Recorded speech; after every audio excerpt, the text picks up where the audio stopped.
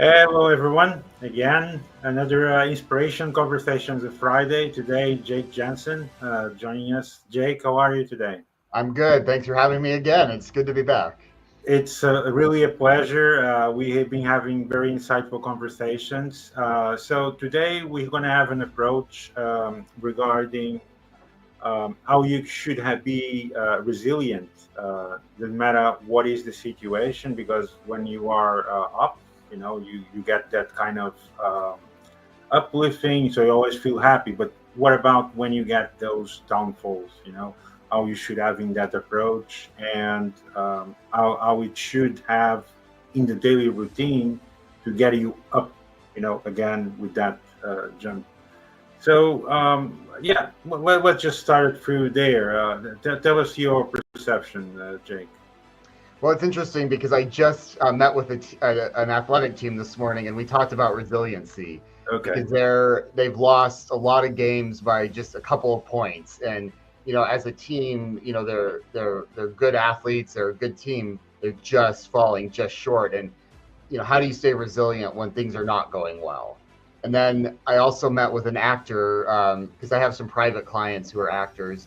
I met with an actor this week who's had over 30 auditions this year and has not booked any of them. And we had the same conversation, like, how do I keep bouncing back when I've had like basically 30 rejections in a row, and that. So this is a really interesting this idea of resiliency. It's easy to be resilient when things are going well, when you're Yeah. winning, when personal life is going well, whatever it is, when you're happy with the politics, whatever that is. But Yeah. how do you stay resilient when things are not going well, when you're losing, when you're not booking roles, when you're losing, you're not in a job, whatever that is. And I do think a lot of it comes down to keeping still stability with routines. We talked about that a little bit before the show. Yeah. Yeah. But when everything else is not stable in your life, routines are something you can go back to that are stable. Are you still getting your daily exercise and walking? We talked a lot last week about nutrition. Are you still taking care of your health? Are Yeah. you still, simple things for me, like, am I still waking up and making my bed, making sure my dishes are done? Just things that make me feel better. So when I come home, I'm not coming home to chaos. I'm coming home to Yeah. some level of stability. And I know it sounds, people ask me all the time, why do those little things matter? But you know, again, I always No, I applied mean, that. I Yeah, mean, Jake, just to continue, I mean, they do matter. They do matter because, of course, it depends your condition. Of course, if you are single, they really matter because if you arrive home, there's no one there, and if you really have this routine of getting yourself motivated and doing things that actually really like and looking forward to, you really get an uplifting. Because otherwise you get from your daily routine that imagine that you had a bad day and you arrive home, and of course it's very poor, so that bad routine continues. So to shift that, you're supposed to do exactly that, to do things that you really like.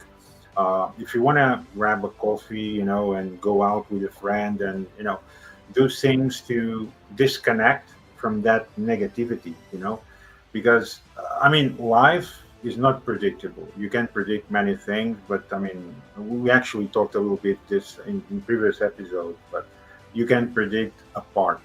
You don't predict what's going to happen tomorrow or yeah, what's going to happen in 4 or 5 hours from now.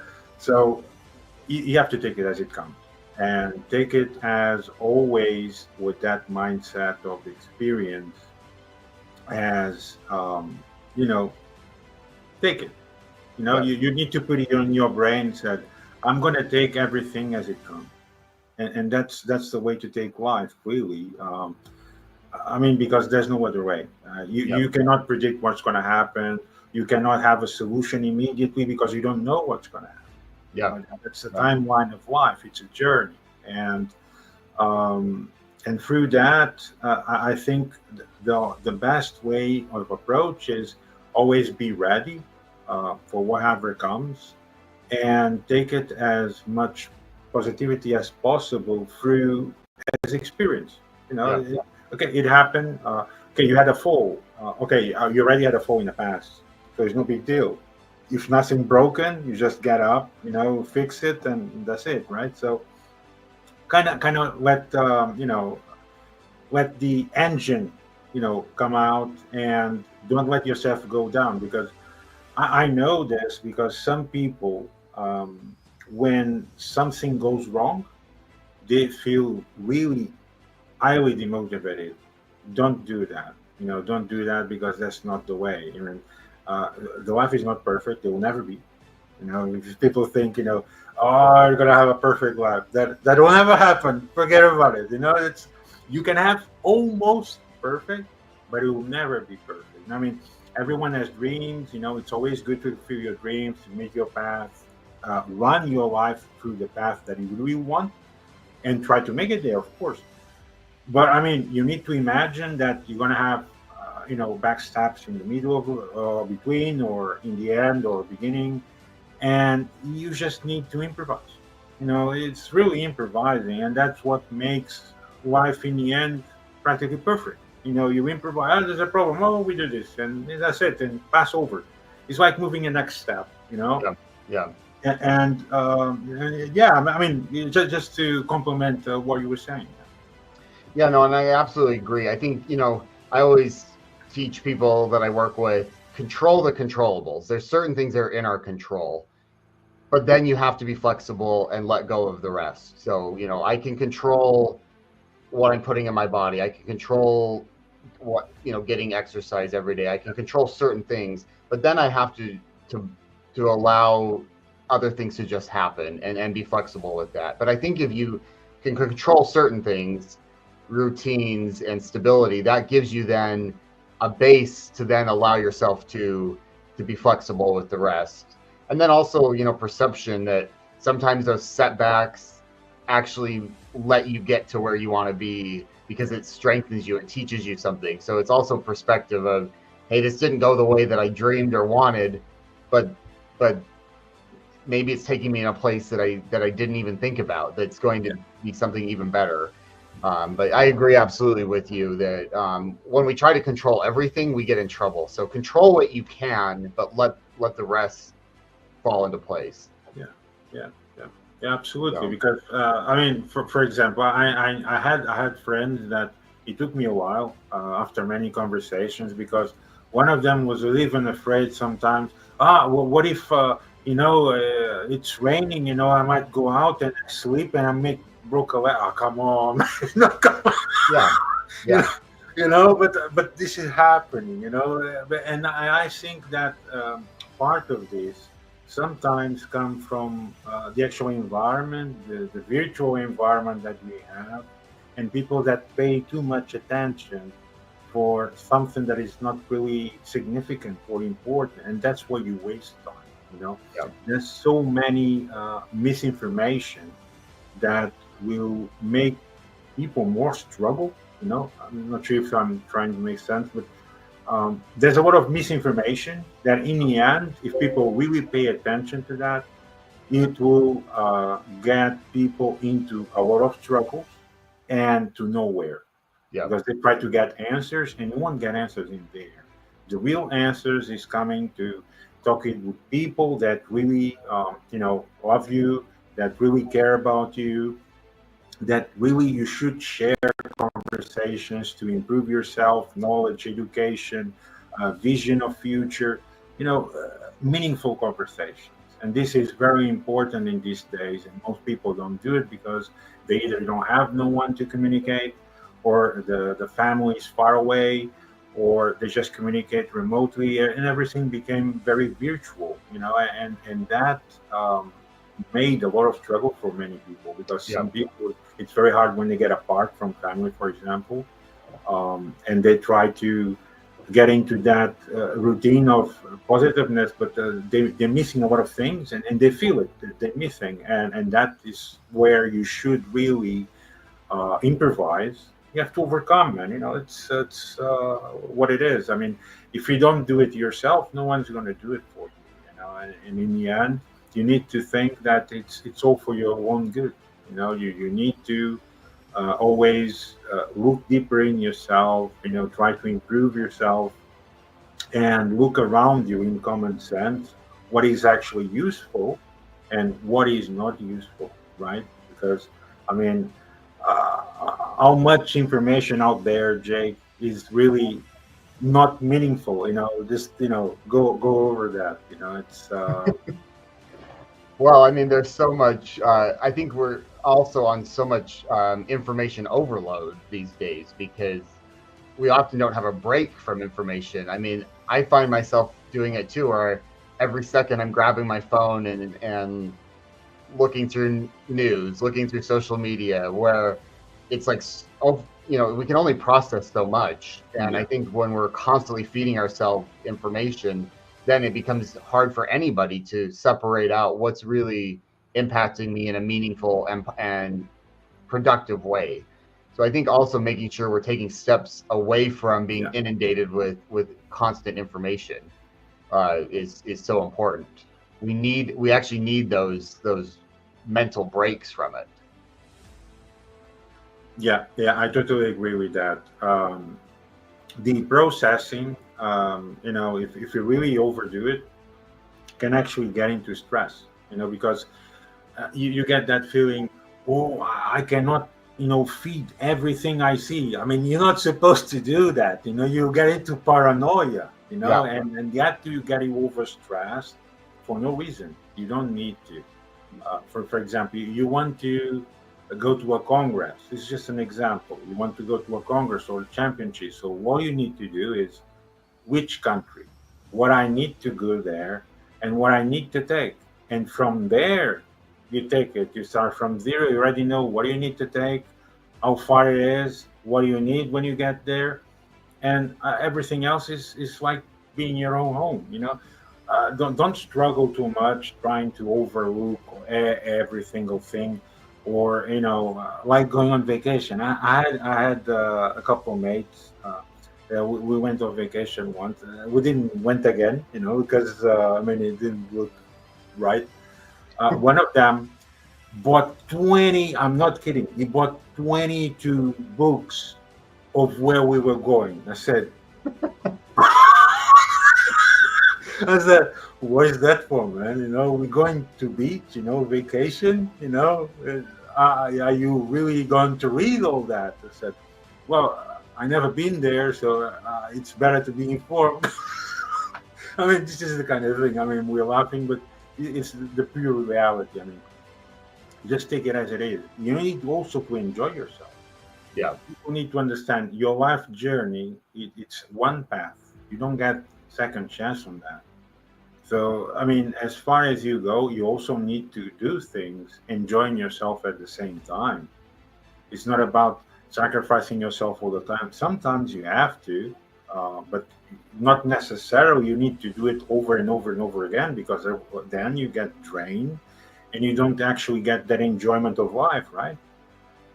Yeah, absolutely. I mean, I think we both work really hard with what, our or in careers and things, but I think something that I've also learned, and I do a much better job now than I used to do, is I have to enjoy the process, I have to enjoy the journey, and I have to find those times. So I need to disconnect Yeah, and take time for myself. For me, nature is hugely important for that. I've yeah. got to get out in nature. It re-energizes me, and it's so important for me to do that. I mean, going in nature is very relaxing because you don't feel, the buzzing of the city. You don't feel the cars. You only hear birds. Nature. And that semblance really get your brain in total disconnection because you are of that common environment that you see every day. The traffic, the noise, the people.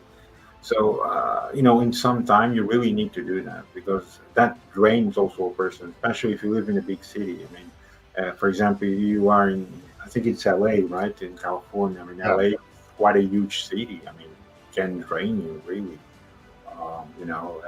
and nature is definitely very effective to get that disconnection because, I mean, you can even there's so many things you can do with nature. You can run in nature, you can do picnics, whatever you want to do. It's really helpful and healthy for your brain and your body. because also because you're breathing pure oxygen. You know, it's much more cleaner air when you go into nature. While you being in a city, it doesn't matter how clean it is, you always have, you know, much more pollution than you have in nature. Yeah. So that effort, I know that effort does make a big change, especially because breathing clean air, it does get a lot more oxygen in your blood cells. So your brain and your body actually functions, you know, high, let's just say, than, you know, the usual days. And people feel, you know, I mean, you go to the center of the city and you try to breathe deep. What are you going to breathe? Pollution. That's all you breathe, right? You go into the nature and you breathe deep. I mean, what do you feel? You feel good because you're breathing full oxygen. So that main difference does change dramatically, even the brain and the way of thinking. You know, because Yeah. for example, if you are in the city for one whole year and you didn't went nowhere, and you're doing this routine of office to home, home to office, and sometimes going out. If you do that one year, over the year you'll be drained, because I mean the body also needs to get some differentiality and get away from this population environment. You know, I mean, it's good to socialize, it's good to be around people, but I mean if you overdo it, it's also not healthy. You know, and that's where it comes, that routine that get you decadent. You know. Yeah, and I think we also have to understand, differences in people. For me, I need time away from people Yep. to re-energize. Uh, I like being with people, and I need that support. Whereas I have a twin sister who needs to be around people. That energizes, we're just very different that way. And you know, as I've gotten older, instead of like one's right or wrong, I've just understood we're just very different in that Yeah. sense. Yeah. And for me, if I don't have that time kind of away from people, I need to actually have that energy away from people. That's really useful for me. Whereas somebody like my sister, if she doesn't have people around, that's very hard for her. So I think we also have to, again, just recognize Yeah. Yeah. different people are going to be energized and refreshed in different ways. I mean, we all need some of both, but there's different levels of that we need, as just because of personality differences. Sure, sure, absolutely, absolutely. But you see, in the end, there's always a root factor, which is the disconnection. Everyone needs a disconnection from the Yes. actual routine. You know, that Yes. takes you into a healthier way, and to get your mind into positiveness to where you want to reach. Because, I mean, if your mind is drained, or you're thinking about something else besides your goal, I mean, I'm not saying it's impossible to reach your goal, but probably it will take longer and harder, because you're not fully focused on the goal that you want to achieve, right? I mean, I can take, for example, I was a sportsman too. You are a professional sportsman also. When you are of focus, for example, you go to a championship and your mind is somewhere else, um, the percentage that you get far in the championship is going to be low. I mean, you don't think that yourself. I mean, at least I didn't, but I saw the results sometimes, you know, and Yeah. that's the same thing when you are doing a business or a deal or a project or whatever you do. It doesn't really matter. You just need to focus on one specific thing, you know, not do like, now I'm going to focus in 5 things or 10 things. You know, that's not. It's time wasting, and you're draining yourself more, and in the end result is not going to be, you know, very positive, because you won't get the goal because you focus in too many things to achieve only one goal, you know. Yeah. Yeah. I think it's very interesting you talked about being able to disconnect. I had a situation yesterday where I was teaching a class, and I was leading the class through a guided imagery, relaxation kind of guided imagery session. And I even said before the session, please close your laptops, iPads, turn your phones off, Yeah. just disconnect for 10 minutes. Yeah. And there were 5 or 6 students who could, I mean, about halfway through it, I see them, opening their eyes, scrolling on their phone. I couldn't believe it. 10 minutes, I asked them to disconnect from technology, Yeah. and they could not do that. And I'm not putting down this younger generation, but it's just people are so tied to being constantly connected to their technology that Yeah. it's very hard to disconnect. And I was actually trying to give them a break, by having like this nice guided kind of relaxation Of course. imagery. Yeah. And, we even talked about it after. I said, I'm not calling, you out on this. I'm just from a psychology. From a healthy point of view. Yeah. It's really interesting that some of you could not, for 10 minutes, could not completely disconnect. Yeah. And I just, really. No, of course. Yeah, absolutely. I mean, I can tell you, many of the things. For example, a good friend of mine who was on podcast. We know each other for 45 years, and once in Christmas time, it was his whole family in there, and he sent me a picture, and every single one was with a cell phone. It was talking about the Christmas dinner. And he just took a picture because he was the only one without a phone. He just had the phone just to take a picture from everyone else. And I saw every single person with a cell phone and not talking with each other. The world is not really like that. When you are in a conversation with a person, forget about technology. You can take that back. It's not going to run away. You have your phone, your messages is going to be still there. No one's going to take them away from you. And, just that you need to have the proper time and the proper moment. For example, you are in a meeting, you're supposed to, put your phone in silence, leave it there. And when you finish your meeting, because it's going to be even more relieving. Because I did once a survey, it was in my office, and I actually, made people said, do not put your phones in silence. But I did it in purpose to see what was the reaction. And only one actually reacted properly. What he did was he grabbed the phone and put it in his pocket. I said, and immediately our response said, why you done that? I said, well, because this way I won't be distracted. And I start clapping. And that was it. That was the test, Yeah. One person out of 9 actually understood that even if it is not in silence, if it's not in front of your eyes, you won't be distracted. Why? Because if you have your phone there, you're going to have the pop-ups on the screen, right? If it's not turning around. So you are in the conversation, but at the same time, you are distracted because you're looking at your phone. And that's distracting. Yeah. Right. And this is common in common days. And you see this even in family conversation. I've done it too. I was in an important meeting a couple months ago, and I turned my iPad on to watch a tennis match from the U.S. Open during this meeting, and I had forgotten to mute my iPad, and so I turned it on, and everyone in the meeting is like, "What's that?" They're like, "What are you doing?" And I just said, "I'm sorry. I'm such a tennis fan. I couldn't not check the match and the scores." So I laughed about it, but it was still a good lesson to me of I need to be careful with this too, because I do it. But definitely I'm much more careful now with muting my devices in meetings. No.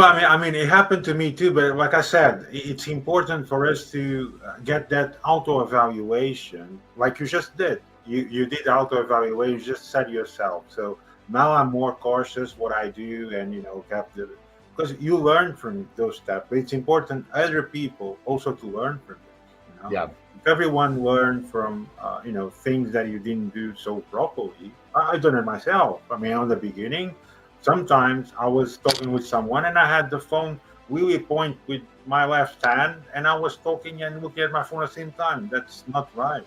Yeah. I done it. But of course, it's important that you see what was wrong, and then you reshape and not do it again. That's the whole point. Like I said, human beings don't know everything. No one knows everything, but the important is the journey that you take over. And as the events go in your journey, you improve yourself. In the end, it's about getting that improvement, even in conversation. I mean, in conversation, uh, the conversations I had, for example, 25 years ago, definitely they're not the same conversations I have now.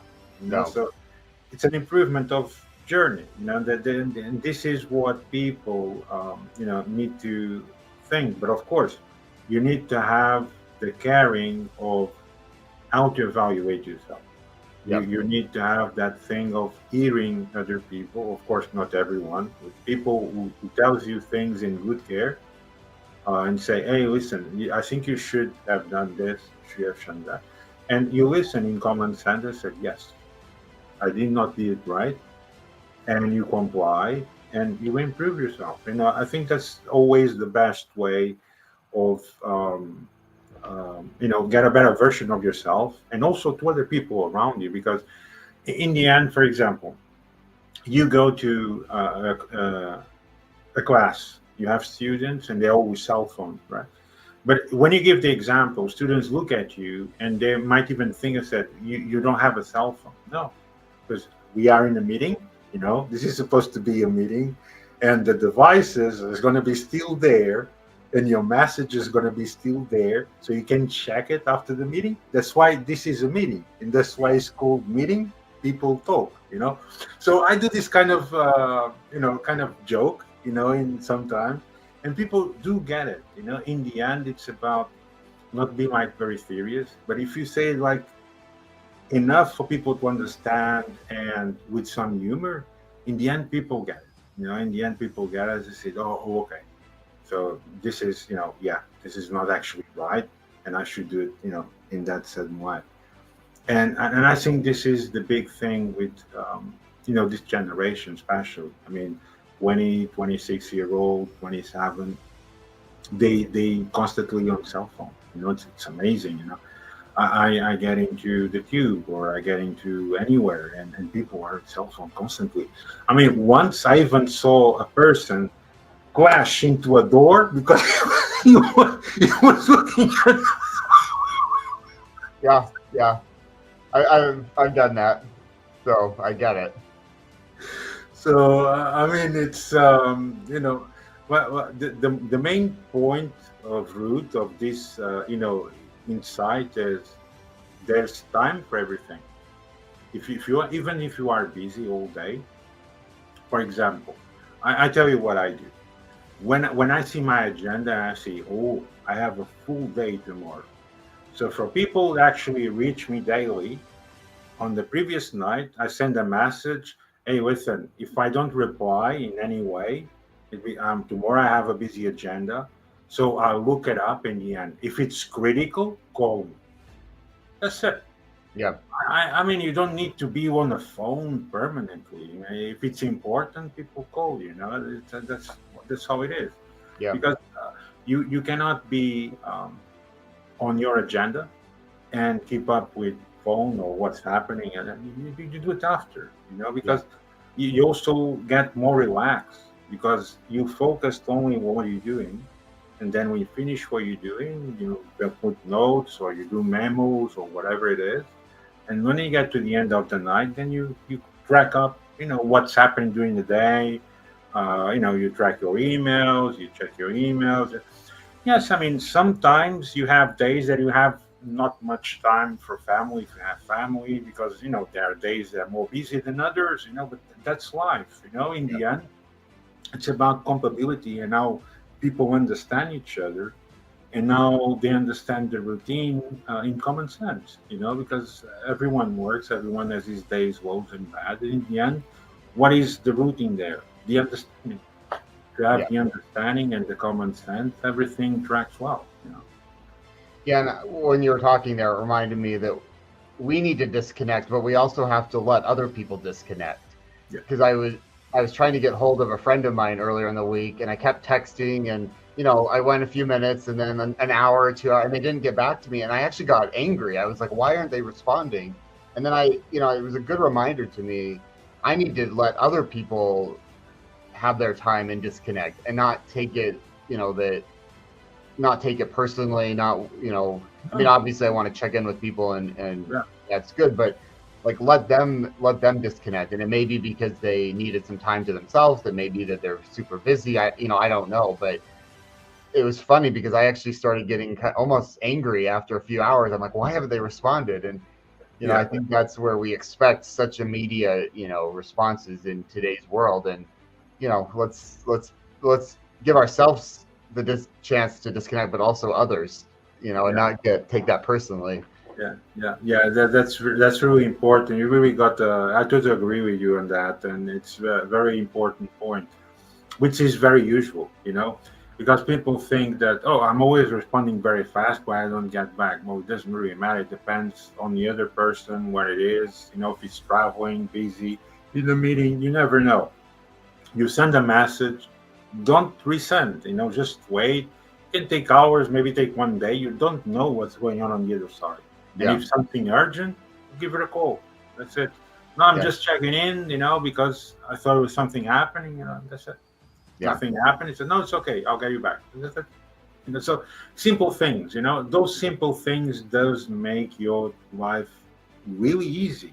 I'm really trying in the insightful way. If you really do things like that and you put that on your mindset, you will see that your mind and your body start feeling much more relaxed, and even the daily as you start until the end, because everything will get organized and you don't feel that rush and stress of, oh, I need immediately to respond to an email because it's there. Well, don't worry about it. It's not going to run away unless you deleted it. Yeah. It's going to be there, and Yeah. then you reply when you can. I mean, people. I mean, at least I have that understanding, because I did had a lot of situations regarding this, that I had moments in my life when I was between 28 and 30. Then I got moments exactly as you explained. But then, yes, you need to understand. Well, there's also the other side. There's also the other side, and I don't know what they're doing or how the day is, or if they're traveling, something happened. And like I said, if it is something really critical that you need to know, just give a call. Yeah. If has nothing happened, the person said, "I cannot talk. Call you back," and everything is okay, and we just leave it there. Yeah. Just leave it there. And this is very common, especially in the office. I was once, and I was observing a guy once. This was like 17 years ago, and I still remember. Imagine the situation. I never forgot that. I was sitting, and in the end, I was just admiring from my office what was happening. And there was this guy, because I could hear him. He was like 10 meters away, or maybe a bit less than 10 meters. And I could, hear. So he called someone, and I heard it. It's impossible not to hear the conversation because he was talking loudly and it was very close by, so I could hear it. So you left a voice message with someone that is actually on the upper floor, which is like going one floor and you can meet the person Yeah. in presence. It's just one floor, and it was doing over the phone. It said, "Well, I just left you a message. Can you reply back?" And then I was writing some email, and then suddenly I hear again, "Listen, I just got your message 10 minutes." So, in the end, I really got up and I went to him and said, "Are you okay?" He said, "Yeah, yeah. Sorry, everything. I was hearing you look kind of sad. Something happened. Can I help you with anything?" And the guy said, "No, no, it's something from my department." But, yeah, but people here, you can see that they're looking at you as you just banged the phone, and you left three messages, and this time you were yelling, so Yeah. it's not like normal. So he said, "Well, yeah, yeah. Yes, I left just three voicemails, on this extension, and no one replied me. It's not admissible." I started to laugh in his face. I said, "Listen, do you know the person that is actually on the upper floor?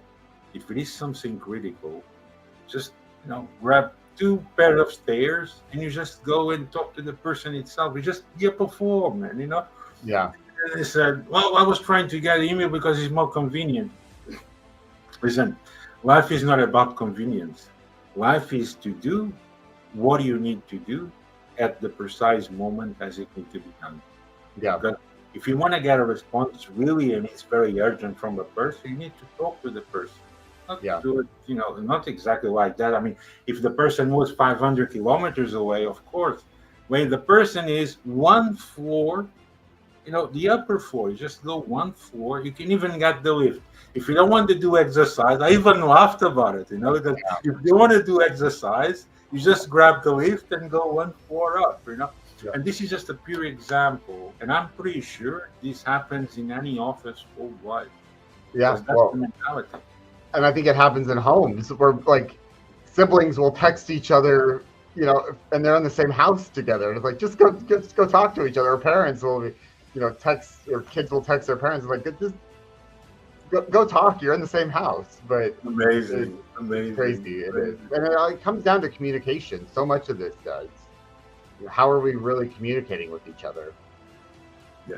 Yeah, absolutely. In the end, I think, we had this similar discussion previously.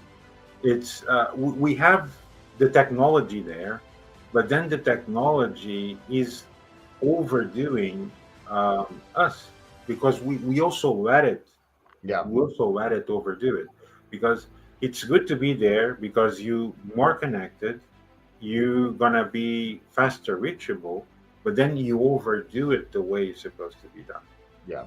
I mean, you have so many channels on social media, you have social networks, you have this, you have that, and some people are connected to everything. I said, oh my God, how you handled all this? I mean, I know people that maybe they can receive like 2-3 messages per minute because if we connect, they have a wide, very big network. And I said, how you handle all this? It's because receiving 2-3 messages per minute. You tell me if you be more than 1 hour away. Yeah, but that's the point. I cannot be 1 hour away. So you don't leave. So you don't have a life. That's the point. Why you overdo yourself? Of course, you're supposed to have exposure. Put your work out there, but do it in common sense. Not like that. If you do like that, you will be overstressing yourself, and then of course you don't have a life. Yeah, absolutely. Yeah, the technology is so great because it allows us. You're in Europe, I'm in the U.S. to connect in a way that we never would have. Yeah. But I also know that when you come to the U.S., like I want to meet you in person. I want that. There's going to be a different Of course. level of closeness. Everything, man. Everything becomes more closer. Yeah. We can give a hug, we can have an handshake. Grab a drink, have fun, have some laughs. Yeah. It's different perspective, and this is what people need to understand. Technology is good when you are like apart, but when you are close, be close as person. Yep. Yeah. You don't use technology for that. I call it like for an unhuman. That's my motto and the way my perspective is, my opinion. Of course, I respect everyone's opinion, but that's the way I feel it. If you have the person close by, just, call, hey, let's go out, man. Let's go somewhere, have a few laughs or dinner or whatever. And it's different. You have that positiveness or having a direct conversation. The perspective is different. The instant behavior is different. It is totally different from having this perspective over a camera. And you only need this, of course, if there's distance. When there's no distance, just talk with the person directly. Yeah. And this is, I think, it's one of the most important things you can do right now in life. And most people don't do it. Yeah. I know people, for example, they live in the same city, sometimes 2 or 3 blocks away, and they message each other. Yeah. Or even I know a person in New York that does Skype call to a person that lives 1 block away. No, it's crazy. Why you would do that? You said, listen, you can even never walk. It's like 15 minutes walk, no more than that. Yeah. So it's I mean, people should really think, what am I doing during the day? Am I doing it right? Can I improve? I can assure that everyone can improve. You just need to know how you can improve and what are you doing that is not on the proper path. Yeah. Because if you're taking, I give an example. I got into a project 2 years ago, and the project was there for 15 years. And once I got in, the project was done, and I done it in 1 year and a half. So I'm not saying I'm better than others, but something happened there because the project was there for 16 years. I came in, and in 1 year and a half, the project was done. So, I mean, what is the difference? What was the perspective? I mean, you need to see what's wrong, and Yeah. this goes to the person also. Why am I not achieving the goals that I want to achieve? Having passed long time, short time. I mean, of course, if you have an objective and it's only 1 month, I mean, it's okay. Yeah. But if you want a goal and it's past 1 year and you're not even halfway of your goal, then something is wrong. And then what you need to do that auto evaluation to see, what is my routine, what am I doing wrong, what should I change, you know, as your daily life. I mean, for example, you are a professional athlete. When you are in a championship, of course, your routine is much more strict than when you off season, right? I mean, tell us a bit about that. Yeah, absolutely. Well, I think yeah, and I think going back to that goal setting, it's great to have goals, but are you reevaluating them? If you're not getting where you're going, then why keep let's adjust and reevaluate that. And um, those, I call them process goals, are so important because sometimes we focus so much on the outcome, and there's nothing wrong with having outcome goals, but are we focusing on the process? Are we focusing on the performance, week to week? It's going to allow us to get to where we want to go. And if you're not getting there, then let's check in and reevaluate that. That's what I see so many athletes, probably successful business, that they're evaluating all the time. And that also, that off season or when you're out of competition, that's a great time to evaluate. Am I doing the things that are getting me to where I need to go? And I think sometimes the answer is no, and that's okay. That's not a weakness.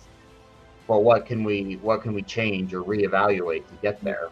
Yeah, and also improve, because well, I believe that when you're off season, it's like what you call the final cue in a company, where you did what was the turnover over the year, what were we doing right, what we doing wrong, and that's where you decide, the programs to improve the routine to the next deployment to next year. So Yeah.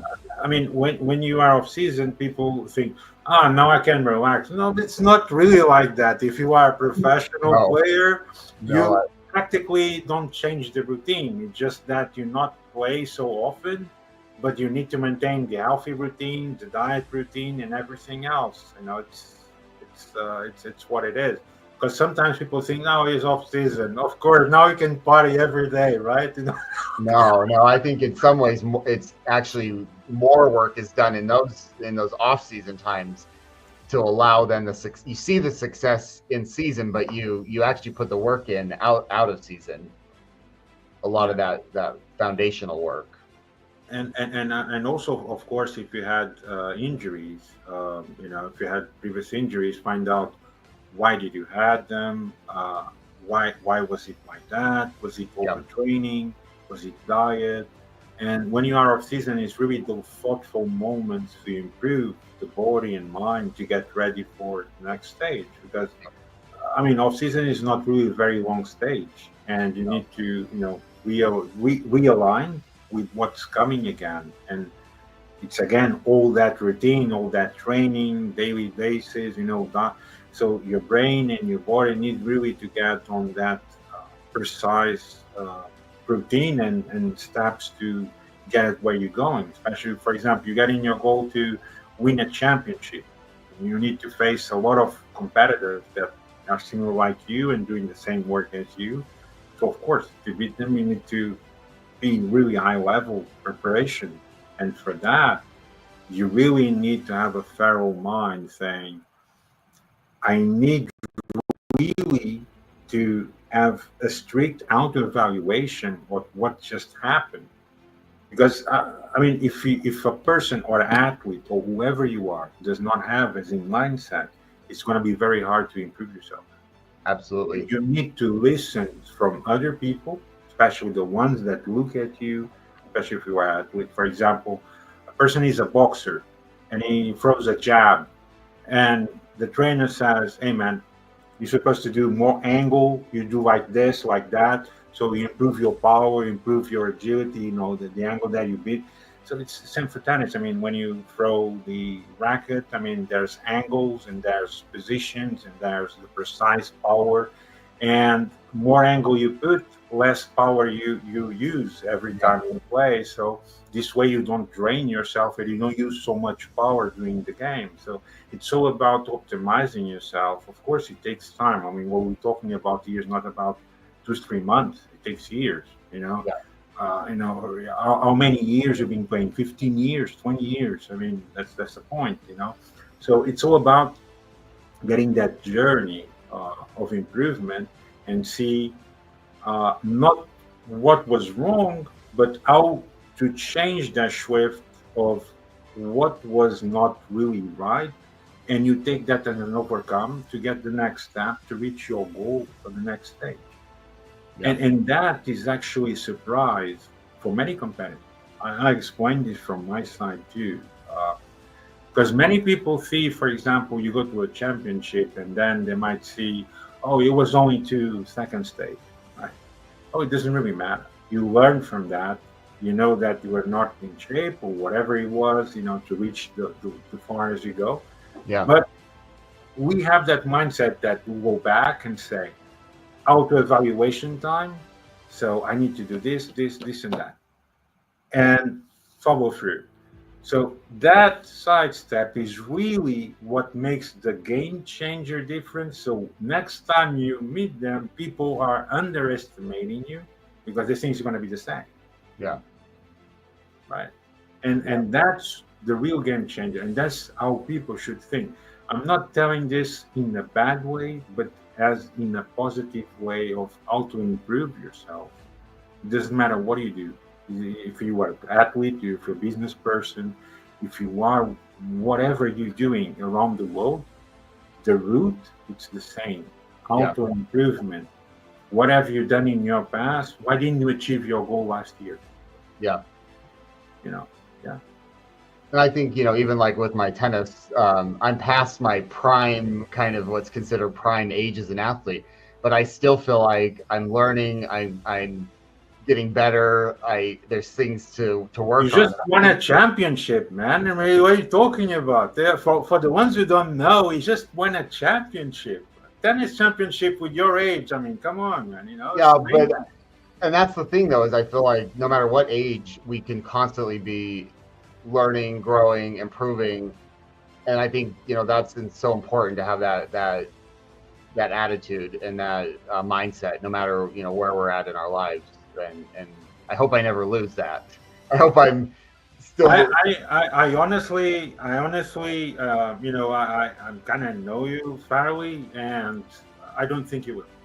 I don't think you will. You have that mindset that get the thrill going,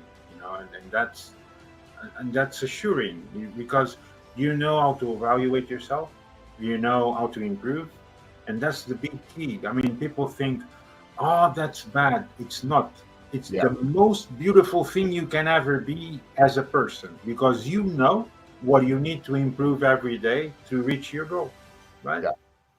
But people just do as a remark is saying, oh no, I don't have any failures or something wrong. Of course, everything can be wrong. What's the problem? The main thing is you're always going to have problems in life. The main thing is how you overcome them, how fast you overcome them, how did you learn from them, and how you take that as a step for improvement to get where you want to get. Yeah. It's easy as that. Yeah. And I think for me, a big shift for me was like change is not a bad thing. I used to think of change is I didn't like change, and actually change forces us to grow and develop and change. I look at change because life's constantly changing. To actually embrace that, we change age, we change sometimes You can even, location. let's put it more simple. You can even change city. Imagine you Exactly. have a better job, you have a Yeah. better life, and you're gonna move. Your whole life gonna change.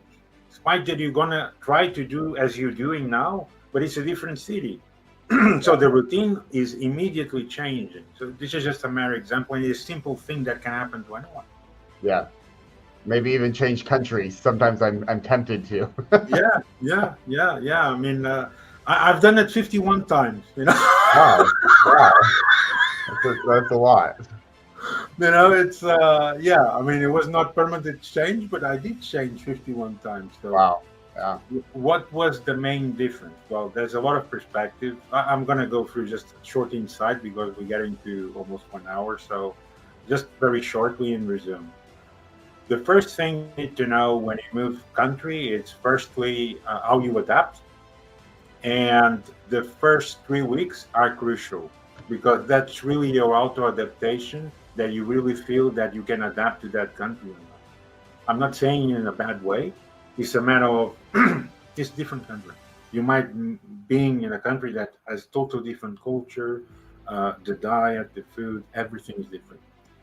And I've been really like bipolar because I'm European. I've been in the farthest country ever. We're talking about very far away, um, which everything is like really totally different from my environment, and I how to adapt. But it's all the matter of how you process that, how you communicate, respecting local culture, local people, their habits.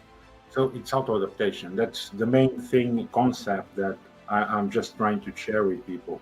If Yeah. you have that real high skill of how to adapt, you can do anything. Because in the end, it's all about that. It's because you arrive into things that is totally different. For example, I was in a country that they don't use generally forks and knives. They do it with hands, and for me that was very, you know, Yeah. very different, but could I adapt? Of course. If they do it, why cannot? In the end, that's how you need to do, Yeah. and how you need to think, you look at other people, they're doing what you're doing just far away in another country. Everyone does this routine. Yeah. Everyone in the whole world does this routine, his work, his job. They're doing just slightly different because it goes with their own culture, according to the country where they are and Yeah. everything else. What is the main challenge when you do this type of change? Well, it's the weather, it's the food mainly, because that's what it keeps, that shape and, readiness, because you need to eat well, of course. And the routine, how people communicate and all that. So if you really have this strong skill of auto adaptation to all that, I can say from my experience, you can do whatever you feel like doing and no one stops you. In the Yeah. end, it's about improvising, how to adapt, and of course, respecting always the foreign culture. That's important. And sometimes it's hard because sometimes you do things that you think they're good, but in the end they're bad. I did it, I can tell you because I didn't know the culture well. Sometimes you don't have enough time to know about everything, and some things we do somewhere else. Sometimes in the country you are is not look good. For example, it's like a very big example. For example, in Portuguese we have um, exquisite, right? When you go to restaurants, exquisite. Our word is will be very good because if we say in Portuguese like esquisito, which is like similar to exquisite, it means that it's very bad. So this is just a mere example, Yeah. that can happen when you go to a foreign country just by sliding the word. And it Yeah. goes Yeah. even on the same language. For example, in Spanish, what do you say in Spain? most of the times in Latin America does not mean the same, and it's the same word, but has Yeah. different meaning over there because the vocabulary change. And this goes also for example, Portuguese you speak in Portugal, and the Portuguese you speak in Brazil. Of course, we understand well each other, Yeah. but some wording has changed, Yeah. and that makes sometimes a challenge for people who don't know. But how you overcome that, how to adapt.